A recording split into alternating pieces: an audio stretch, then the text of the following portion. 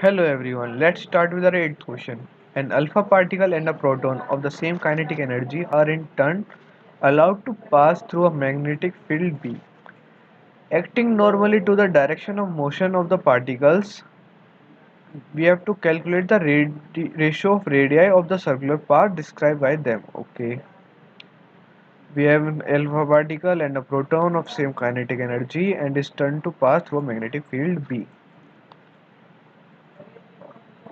Let a proton has a mass equals to m and charge equals to q.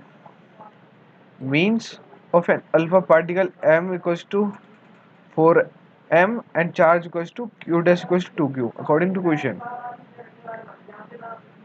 That is of proton equals to kinetic energy of proton equals to kinetic energy of alpha particle given in question.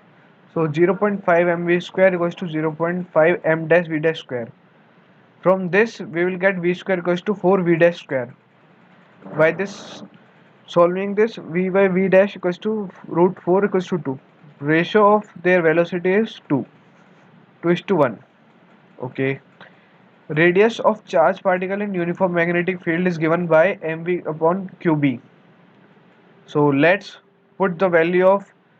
find r and r dash for both proton and alpha particle. We will get and find the ratio of them. R by r dash equals to m by m dash into v by v dash into q by q dash.